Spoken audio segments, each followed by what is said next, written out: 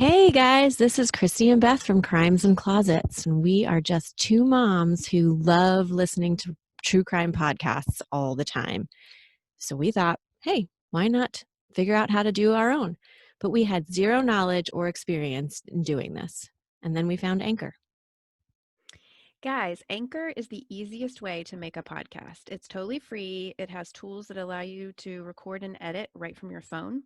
It'll distribute your podcast for you on lots of platforms. You can make money from your podcast. There's no minimum listenership, and everything you need is all in one place. So if you love it like we do, please find them at Anchor, the Anchor app, or go to anchor.fm. That's anchor.fm to get started.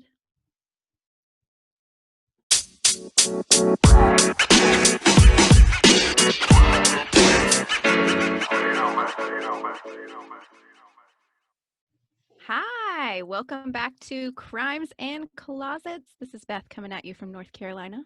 Hey, this is Christy in St. Louis. How's it going, And Beth? it's good in our closets. And you're in it this week. Back to the I am. Yep, I'm authentic this week. I cleaned it out. It's so nice and clean. You inspired me to clean mine too, so that was, good. No, found all these really cute clothes that I can't wear. Well, it's okay. Someday. I'm wearing one today. Yeah. So what's going on with you? How's life outside your closet? It's going well, actually. I have a couple stories for you. One is just a quick shout out to M&M Cafe. Don't look it up, people. You won't find it on, well, maybe you will. It's probably one out there somewhere. But our neighbors, we've lived here for about a year and a half, and our neighbors, sweet little girls around the corner, every year do a cafe, and you can come and have breakfast in their yard, and they will serve you. They have a small menu, and whatever money they make, they give to a charity. This year it was a children's hospital and the Humane Society. And we went last year, but clearly this year, social distancing rules, so they did a drive-through. So we placed our orders in advance and drove through, and bottomless mimosas. So I'm drinking my mimosa right now. And are you going to go back? Oh yeah, I told them I was going to drive through and get another refill. I got something to do, but BRB, kids. Yep, be right back. So anyway, super cute, super awesome and thoughtful in this time. So just wanted to share that and give them a shout out. I like it. I think your little town is very progressive. Yes, I like it. I like it here a lot. So, and then just quick second story I have for you, might make you laugh a little bit. All these Zoom class meetings that we're having. So my youngest has one 2 days a week, and the day got switched this week. So I had plans to go out. I DoorDash on the side, everyone. Deliver people happiness. That's a whole different story, guys. Yes, it's so fun. But my little guy came with me this week, and his class meeting happened to be on that day. And so I brought his tablet, tapped into my hotspot, and he was on it when I was driving around. And I don't know, about 20 minutes into his 30-minute call, I all of a sudden was halfway through wrapping Salt and Pepper's soup, and realized that there was a really good chance that he was not muted in the conversation. So I'm just singing my heart out. Oh yeah. And then I was like, you gotta go all in that song. And all of a sudden I'm like, are you muted? He's like, yeah. And I still have no idea if I was or not. So did you get an email from the teacher later like, do you want to be friends? Yeah. No, I have not. And I've not gotten that yet. So you're quite the rap artist. I can assure all of you she definitely is. Vanilla Ice is my favorite though. Oh, that's my best one. Oh yeah, your best one. Maybe one day I'll do that. We'll just be a podcast of us singing. Yes. Oh no, I would annoy y'all. I'm a mic hog. Total mic hog. My kids hate me. So things are going well outside your closet? Yeah, they're good. Good. We played in our dog pool this week and it was amazing. Judge me. Go ahead. Nope, never judging. I loved it. It's really hot here. So nice. Yeah, same here. Can't wait to get some relief somehow. Yeah. How you gonna buy a dog pool? No. Ooh, there was judgment in that. No, there No. was no judgment. I just have nowhere to put it. You can shoot in the dog pool. Yeah. Oh, Okay. yeah. I could. All right. Do you want to hear about this week's case? I do. I'm super excited about it.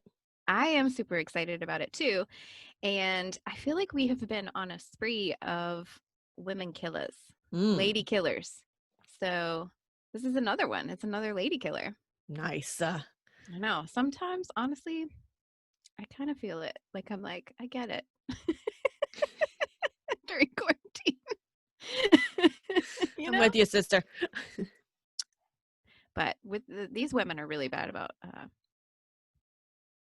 getting caught. They're not good. Not good cover-uppers. Yeah, clearly they got caught if we're reporting on them. Right, exactly. But they're bad. Like they're bad. They do not cover their tracks well. And my lady today is no exception. My favorite part about this case is it takes place in Texas. But you know I love some Texans. And the names are so cute. They all have the most typical Texas names ever. Bobby Joe? Is Bobby Joe in this family? She was from Ohio. I'm sorry. And no, there's no Bobby Joe. But the star of my story today, star in air quotes, her name is Darlene.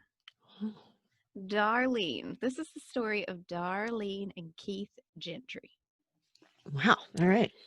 So Darlene Doskasel was born in 1974 in Cameron, Texas, which is real small town, about 6,000 people, halfway between Waco and Austin. Darlene is a real Texas. She's blonde, really tan. She's got big old white teeth. She is super pretty, like real pretty. She is a Texan Barbie doll. And she's very vibrant. She is very smart. She has a ton of friends in school. She's very popular. She's on the flag corps, which is like, in the band during the halftime show, the people that have those big giant flags and like, twirl them around, and they wear those big white boots. That's what ours wore. I don't know about yours, but ours had big old white boots. And she was homecoming queen. So I don't know. I feel like I kind of would have been friends with Darlene. Like, she sounded like a lot of fun. She was just very down to earth and country and whatever. So she graduated high school and went to Texas State Technical College, which is in Waco, so not far from where she lived. And she studied to be a dental assistant with her big old white teeth. And it was there that she met and fell head over heels for Keith Gentry. Keith was also born in 1974. They had really close birthdays, actually, in Waco, Texas.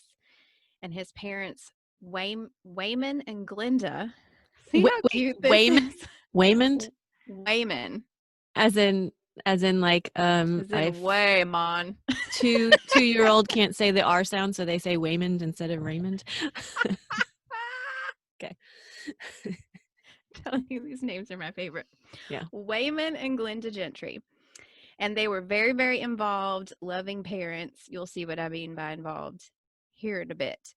Keith was really outdoorsy. He, again, typical Texas boy. He loved fishing and hunting.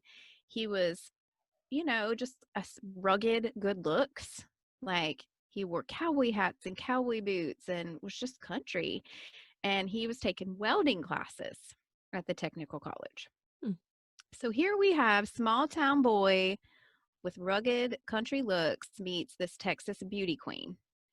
And they were just a very beautiful couple. They loved the outdoors. They loved dancing together. They would do line dancing all the time, out places, and people liked to come and watch them.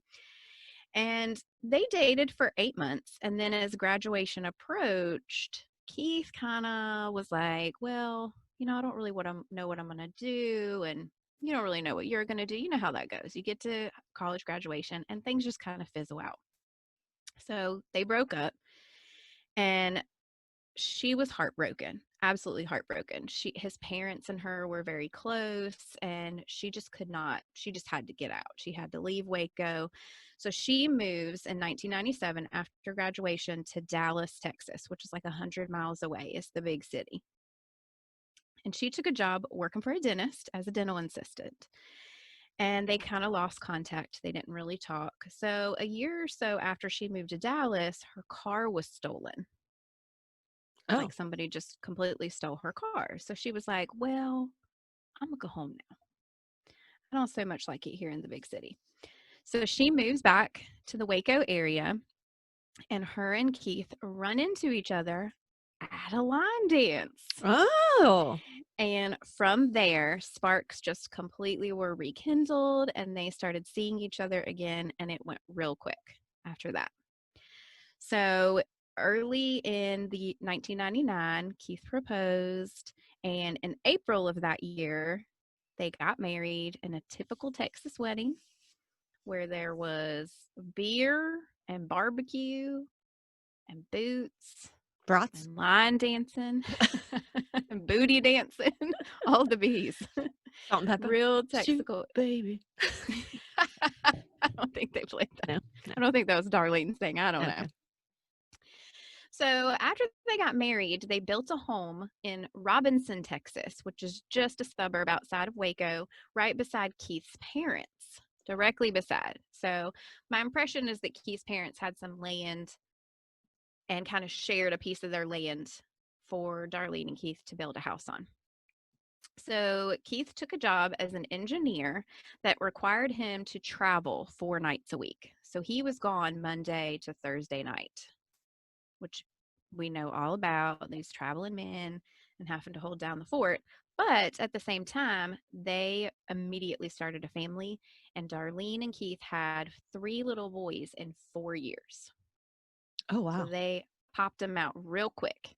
Chase, Cody, and Cade Gentry. It's cute, right? Yeah, all C's, right? All C's. Yeah.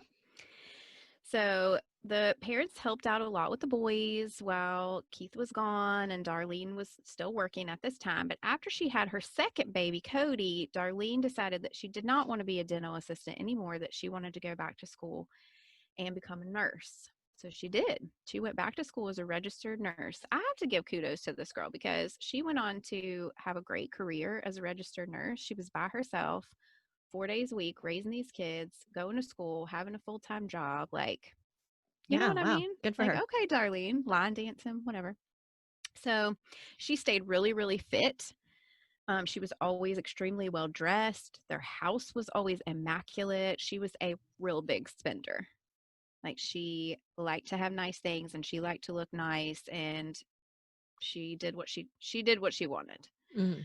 So when Keith came home, they spent a ton of time on the weekends with their friends, and the parents babysat. They did all kinds of fun things. They went and did their line dancing. They did a lot of outdoorsy things. They were, like, everyone loved them. They were a really sweet couple that just, had this normal life with their people and their tribe, and they worked hard and raised good kids. And, like, we would totally have been friends with them, I'm telling you.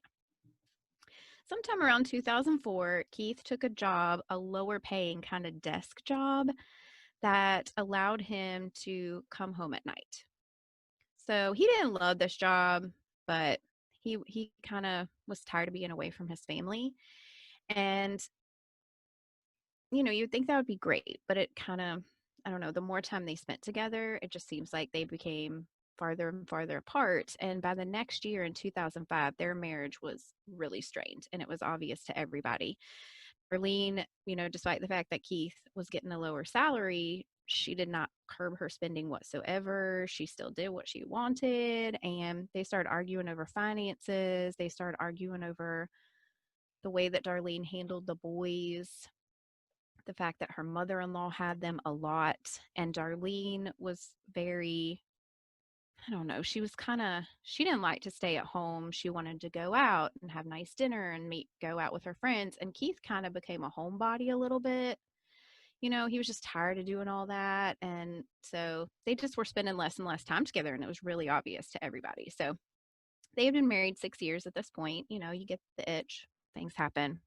It was very strange. They were arguing a lot, and everyone knew. So on November 8th of 2005, Darlene went out that night and met a friend, and she got home around 8 or 9 o'clock. Her and Keith had a discussion. They were talking about their finances again, and, you know, whatever, marriage talk, blah, blah, and they went to bed together. Darlene woke up in the middle of the night because all three of her boys were sick. And she was kind of up and down with them in one kid's room and the next kid's room, on and on. And she turned the TV on and watched TV with them for a while, just trying to keep them calm.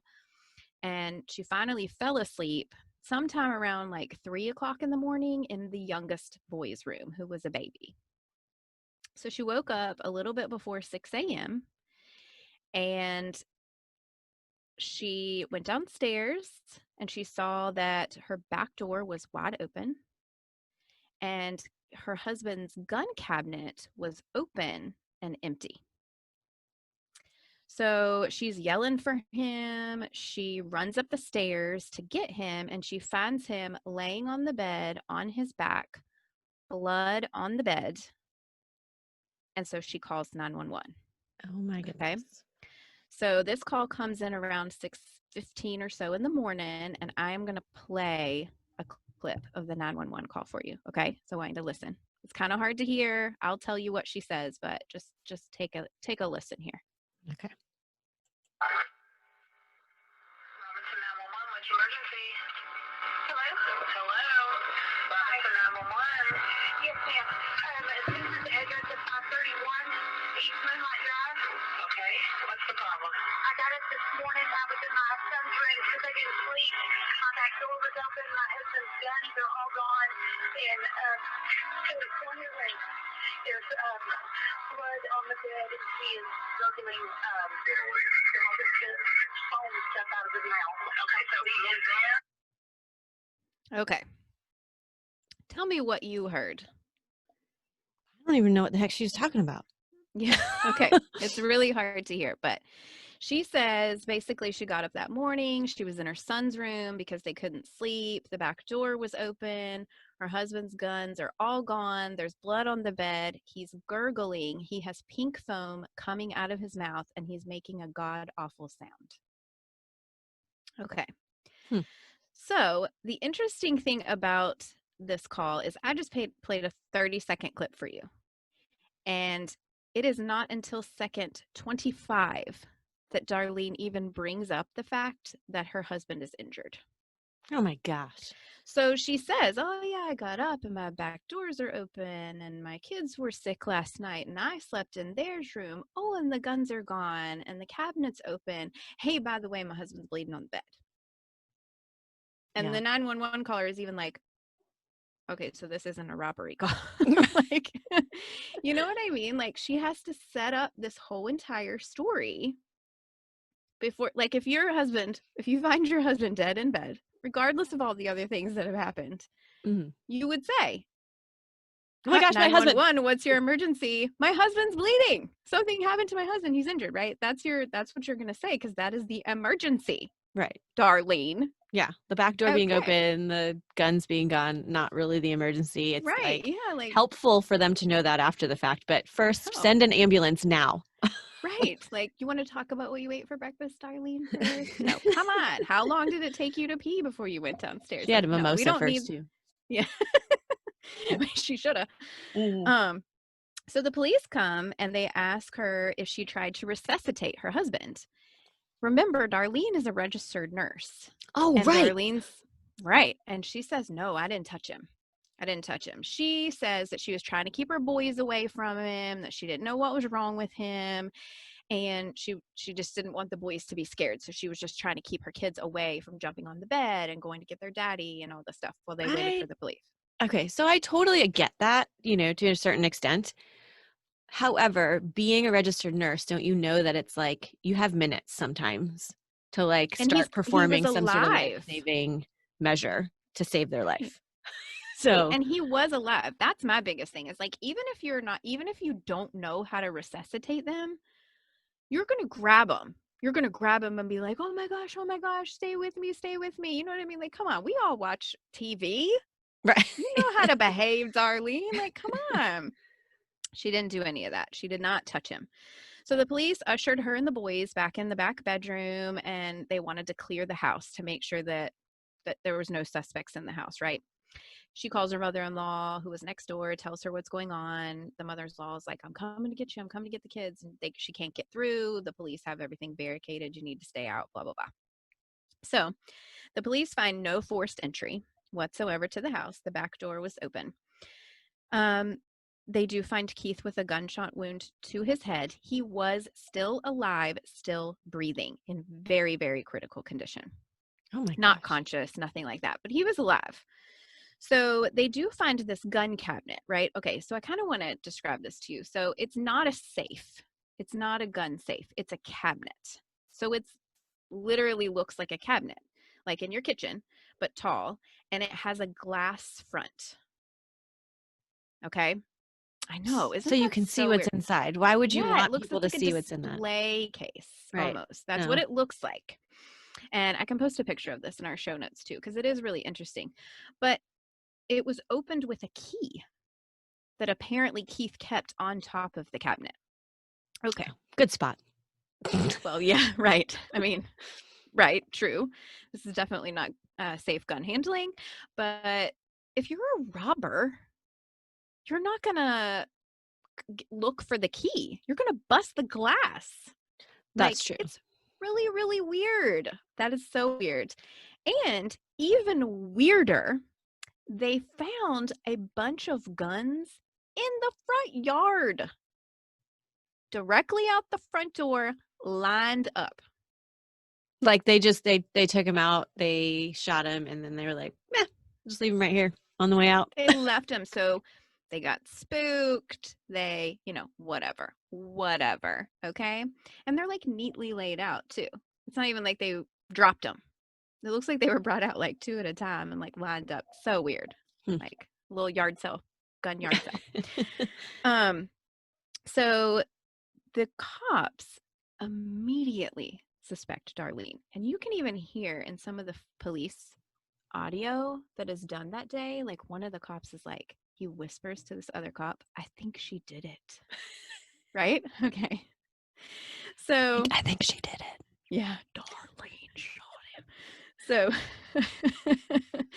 so the kids go to the parents and Keith is taken to the hospital. The cops ask Darlene to come to the station instead. So they take her in a police car to the station. Again, if your husband has been shot and is alive, No, and I your want house to go to the hospital. I want to go to the hospital. you absolutely refuse. Like, you're not required. They don't have a warrant for your arrest. You're just doing this as a good citizen to come in and co-op. Like, okay, they need to question you. I get that. But like, go be with your critically ill, injured husband, right? Well, yes. And clearly, I feel like she's also not hysterical, because if she was, they wouldn't want to question her in that state anyway. And they would be just sending her off. I would feel. Point. No, I like that. That's a great point. She does sound a little bit hysterical, like later on in the 911 call, to be fair. She does, like, but yeah, I agree. Like, if she's in a crazed, worried, stressed state, go be with your husband, right? We'll catch you later. So she says they take her in for questioning, and she says that she had to get up in the middle of the night and change a baby's dirty diaper, and she went outside in the back to throw it in the outside trash can because it was like a really stinky diaper. And she's not sure whether she locked the doors back when she came back in. She feels like the people that robbed her house maybe came in to get Keith's guns, because I guess it's well known that he's a gun owner and has this big collection of guns, and she thinks that somebody came in just specifically to get those. Okay, they left him in the front yard, Darlene. But, okay. And she did give consent for them to search her house during the time. And she says, and this is weird too, that she never heard a sound. She never heard any noise. She never heard anyone come in the house, come up the stairs in the neighboring bedroom to where she was sleeping. She never heard a gunshot, nothing. Okay. Does anybody sleep that soundly? Unless you're in a coma? There have been times I feel like that. I'm just checking. I don't know. I woke up this morning to my child laughing at whatever television show he was watching. So I'm pretty sure if there's a gunshot in the next room and he's all the way down the hall. Yeah. These are noticeable sounds, even like footprints and all that stuff. Like you'd hear that crap, and they're opening cabinets and pulling guns out and going out the front door and laying them in the yard 2 by 2, but whatever. So, I mean, super weird things about this, right? Like they clearly weren't after the guns. Clearly, they left them. And why did they shoot Keith? Like he didn't startle them. You know, you think like you get shot during an armed robbery because you hear them and you go downstairs and you surprise them. And so they bang, they shoot you. No, Keith was shot in his bed, clearly in his sleep. Right. So like they stole his guns, walked upstairs, and then shot him and then left the guns. Like the worst story ever.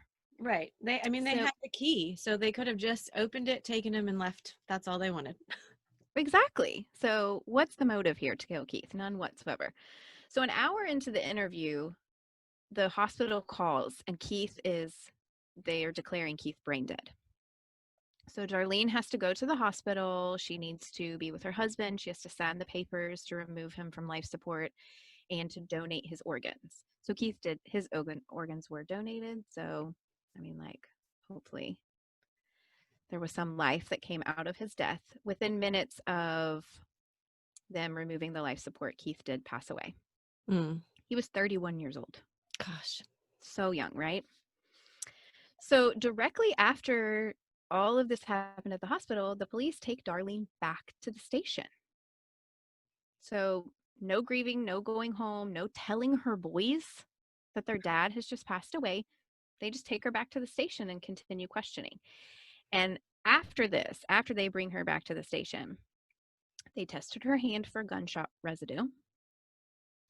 They had been searching the house while all this has been going on. And Keith, all this has been going on at the hospital. And they found a blue surgical glove in the very bottom of a trash can that was turned inside out. And it had a .22 caliber round wrapped up inside the glove.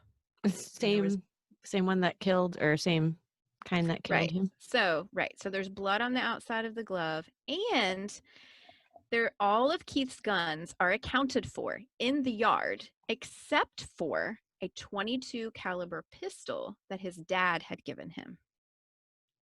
So every gun is there except a .22, and they found a .22 round in the trash can wrapped up in a glove with blood on it.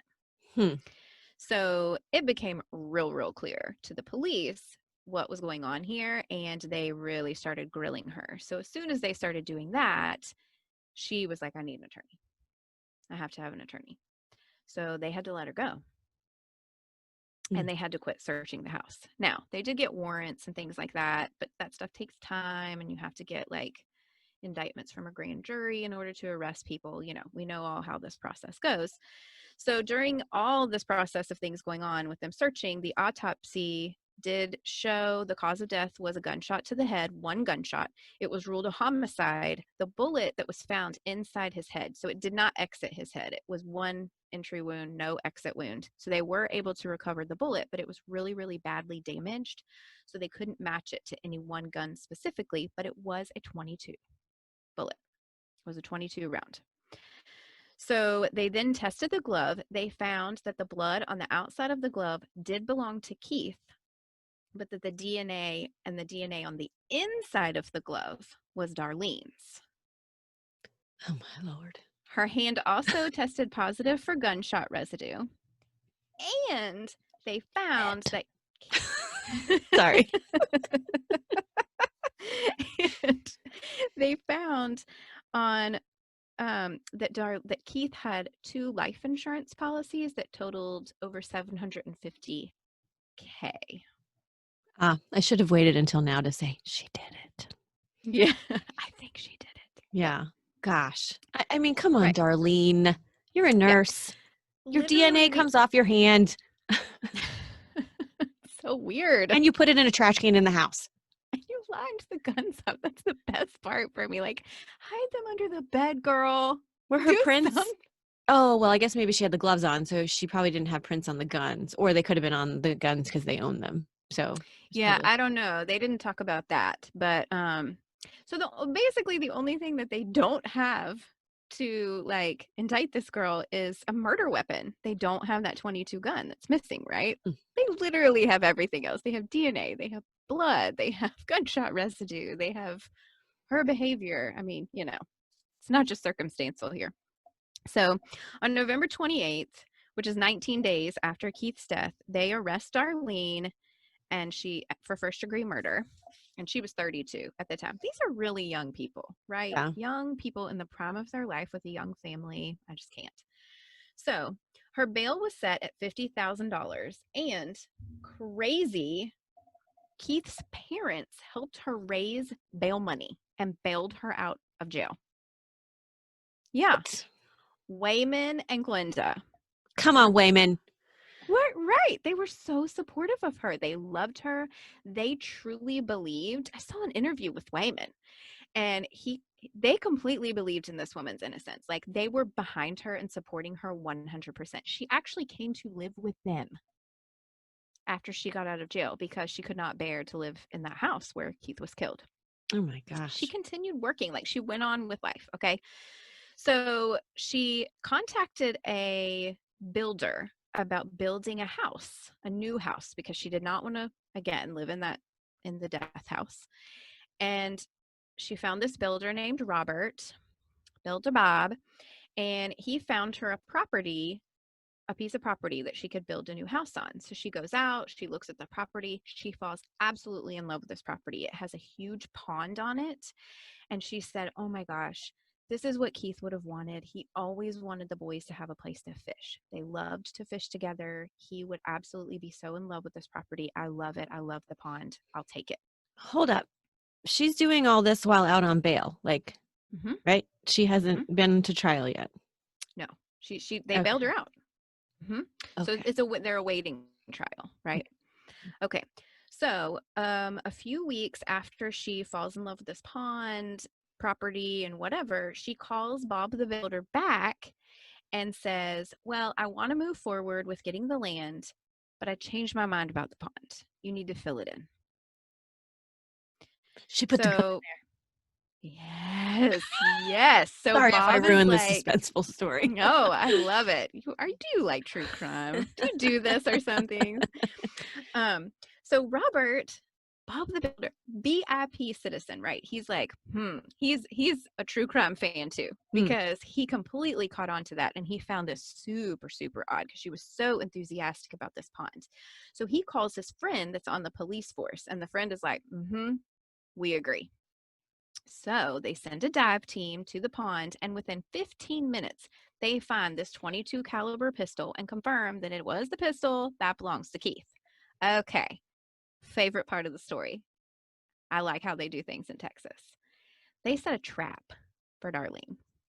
Ooh. So they had Bob the builder call Darlene and tell her, "Okay, we can fill the pond in, but we have to drain it first. We have to drain it of all the water." And she's like, "Oh, well, okay, whatever you need to do."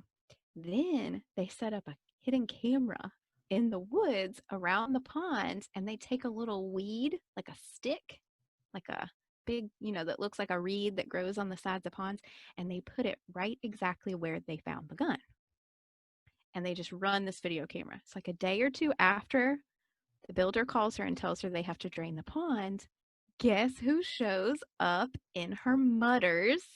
With her Darlene. blonde, here come Darlene, tracing through the field, going to the pond, and she goes directly to the spot where they found the gun. And she's like searching around. You can see the video. It is good.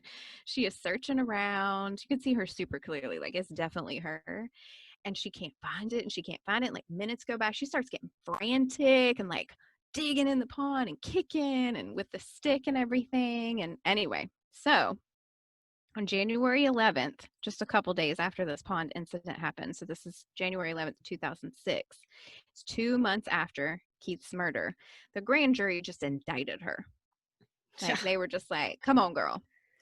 for first-degree murder, and her trial starts, right? Just right away. So in the trial, they show the video of her going, yeah, it's so good. And this is the crazy part about it. So her defense team, when it's their turn to defend her, they don't even bring up the video. They acted like it never happened. No idea what you're talking about. Oh my gosh.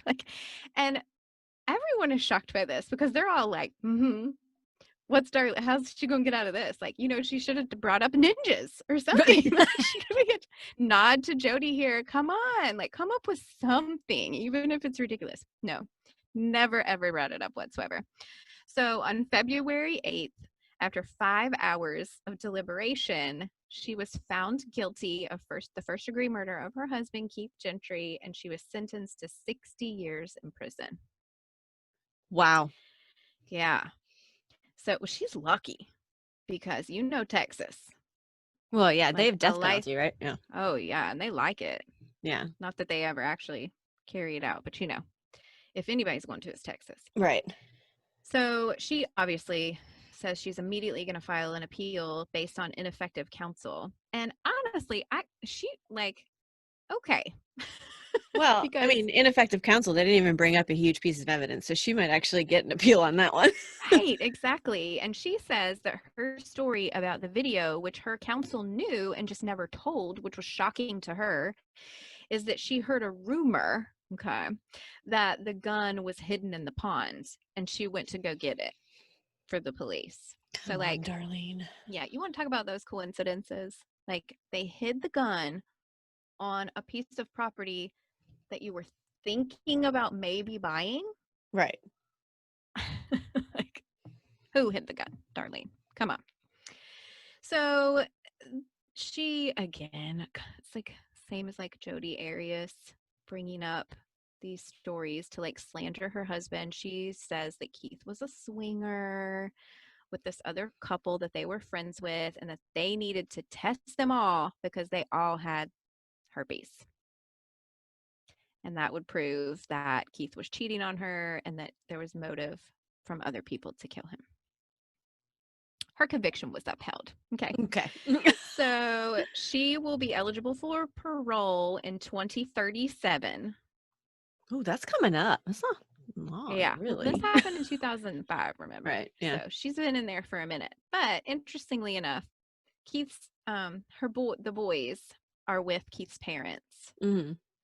And for some reason, which we're not given, as of 2010, she is barred from contact with them. So she doesn't speak to them. They don't speak to her. I guess she's not allowed that she did it and doesn't want her to. No, the courts did that. Oh, the courts barred her from contacting her children. So I don't know if she was using them to do stuff or I don't know, but this girl snapped. Mm-hmm. Oh, is there a snapped on her? Oh, yes. Oh, yeah. You just got me into that, so I'm going to have to watch it now. Oh, my gosh. I know. It's the best. So, yeah, there's a snapped about her, and that's literally what she did. She was living this, she was a nurse. She was a mom. She was gorgeous. She had this perfect house and this perfect life with all this help from family, and she just shot her husband and lied real bad about it. It's crazy. If people had true crime podcasts to listen to back then, they'd probably learn a thing or two on what not to do. They did have Snapped. Well, Snap's been around for a long time, but I didn't even know about it until you told me weeks ago. Oh my gosh. I've been watching Snapped since I was a teen. I am very years in with my relationship with Snapped, and I love it. Wow. Well, that's not true, but it's mostly about women who have snapped, like Darlene. Man, there well, you go. I'm glad they got her. Me? Did you love that? That was a really good one. That I think, I don't know if you could tell by my reaction on the video when they said a trap. I was like, yes, yes. Do it like Texas. Be like Texas, y'all. Yeah, that was smart. Really smart on their part. I know. I love me some Bob the Builder too. Oh gosh, yes, that was He's a in the Snapped fantastic. episode. There's lots of fantastic names in this. They're like they're very simple, but they're just perfect for this story. You just He's a can't make it builder up. named Bob. Well, his name's Robert. I totally came up with Whatever. that myself. It's- But, like, Bob's the same thing. I have a brother named Robert. We call him Bob to be mean. Bob. Bob. Anyway, All well, that was a right. good one. Thank you. It was awesome. Thanks. You're welcome. That was fun. Well, thank you for listening. Once again, guys, we are loving hearing from you. We have heard from several people. We've gotten some case suggestions, which is really cool. So be on the lookout for your cases. We have a few weeks that we have planned out, and so it might take us a little bit to get to them, but we will get to them. Just gonna have to listen. Yes, keep listening. You might hear your name. Yeah. We'd love to hear from more of you. Feel free to leave us a review on Apple Podcasts. That is the best thing you can do for us. Go to Apple Podcasts and leave a review. Not just rate us, review. Yes. Write a little something, ditty on us. If you have any questions, feedback, find us on Instagram, Facebook, or you can send us an email, crimesandclosets@gmail.com. And always remember, the world is scary. People suck. Hide in your closets. Bye, guys. Bye.